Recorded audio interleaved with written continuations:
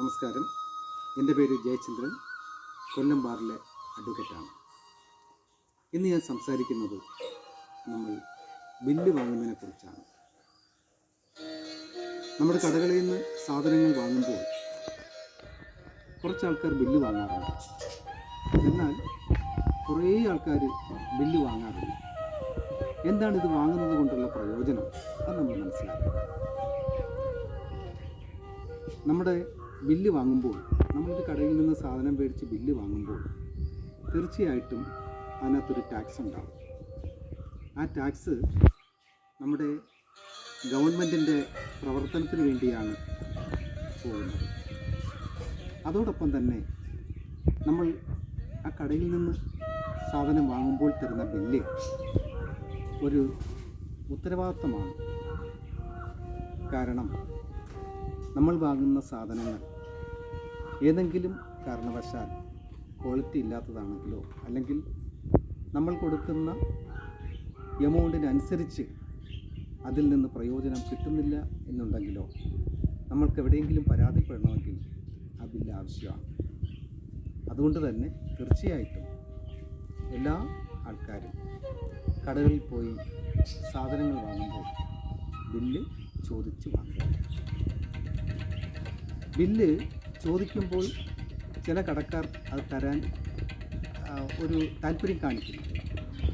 അങ്ങനെയാണെങ്കിൽ തീർച്ചയായിട്ടും നിങ്ങൾ അടുത്തുള്ള സെയിൽ ടാക്സ് ഓഫീസറെ രഹസ്യമായി വിളിച്ച് വിവരം പറയുകയാണെങ്കിൽ തീർച്ചയായിട്ടും അവർ അവരുടെ സൗകര്യം പോലെ കടയിൽ വരികയും കട പരിശോധിക്കുകയൊക്കെ ചെയ്യും. അപ്പോൾ അതുകൊണ്ട് തന്നെ നമ്മൾ ഓരോരുത്തരും കടകളിൽ പോയി അല്പം വിലപിടിപ്പുള്ള സാധനങ്ങൾ വാങ്ങുമ്പോൾ ബില്ല് ചോദിച്ച് വാങ്ങുക. ഇനി ഈ ബില്ല് മേടിച്ച് നിങ്ങൾ പല ആൾക്കാരും ബില്ല് മേടിക്കാറുണ്ട്. പക്ഷേ ബില്ല് മേടിച്ചാൽ ആരും തന്നെ സൂക്ഷിച്ച് വയ്ക്കാറില്ല. അതും നമ്മുടെ ഒരു ഉത്തരവാദിത്വമാണ്. ബില്ല് വാങ്ങുക, അത് സൂക്ഷിച്ച് വയ്ക്കുക. നമുക്കൊരു ആവശ്യം വരുമ്പോൾ നമുക്കത് പ്രയോജനപ്പെടുത്താം. ഉദാഹരണത്തിന് ഒരു സാധനം വാങ്ങി, ഒരു വിലപിടിപ്പുള്ള ഒരു സാധനം വാങ്ങി ഒരു മാസത്തിനുള്ളിൽ അല്ലെങ്കിൽ 2 മാസത്തിനുള്ളിൽ അത് കംപ്ലൈൻ്റ് ആയി നമുക്ക് ഒരു പരാതിപ്പെടണം.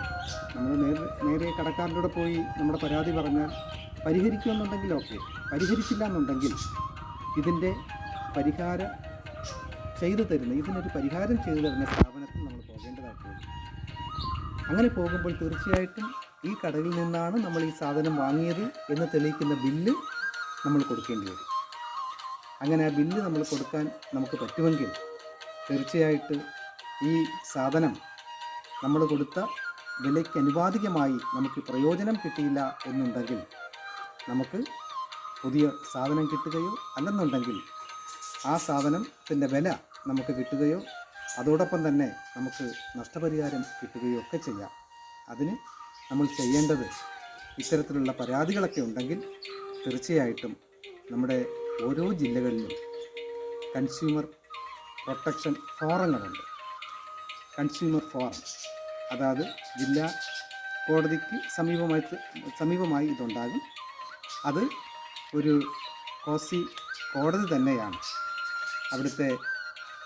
അവിടെ അതിൻ്റെ ഘടനയെന്ന് പറഞ്ഞാൽ ഒരു പ്രസിഡൻറ്റ്, 2 അംഗങ്ങളും ഉണ്ടായിരിക്കും. ഒരു റിട്ടയേർഡ് ജില്ലാ ജഡ്ജി ആയിരിക്കാം അതിൻ്റെ പ്രസിഡൻ്റ് സ്ഥാനം അലങ്കരിക്കുന്നത്. തീർച്ചയായിട്ടും ഇത് കൺസ്യൂമേഴ്സിന് വേണ്ടി നിൽക്കുന്ന ഒരു ഫോറം തന്നെയാണ്. അവിടെ പോയി കഴിഞ്ഞാൽ നമുക്ക് നീതി കിട്ടും. അതിൻ്റെ അടിസ്ഥാനം ഈ ബില്ലുകളാണ്. അതുകൊണ്ട് തീർച്ചയായിട്ടും നമ്മൾ പൈസ കൊടുത്ത് സാധനം വാങ്ങുമ്പോൾ ബില്ല് ചോദിച്ച് വാങ്ങുക. നമ്മുടെ അവകാശമാണ് ബില്ല് ചോദിച്ച് വാങ്ങുക. ഇനി നിങ്ങൾക്ക് ബില്ല് ചോദിച്ചിട്ട് ഇനി കിട്ടുന്നില്ല എന്നുണ്ടെങ്കിൽ ഒരു ഓപ്ഷൻ കൂടി പറയാം. കേരളത്തിൽ ഒരു മനുഷ്യാവകാശ സംഘടനയുണ്ട്. അതിൻ്റെ പേര് ഹ്യൂമൻ റൈറ്റ്സ് പ്രൊട്ടക്ഷൻ മിഷൻ എന്നാണ്. അതിൻ്റെ സംസ്ഥാന സെക്രട്ടറിമാരിൽ ഒരാളാണ് ഞാൻ. നിങ്ങൾക്ക് എന്തെങ്കിലും ഇത്തരത്തിൽ ബുദ്ധിമുട്ടുകൾ അനുഭവിക്കേണ്ടി വന്നാൽ തീർച്ചയായിട്ടും ഞങ്ങളെ കോൺടാക്റ്റ് ചെയ്യാം. നമ്പർ ഞാനൊന്ന് പറയാം: 9497542269. നന്ദി, നമസ്കാരം.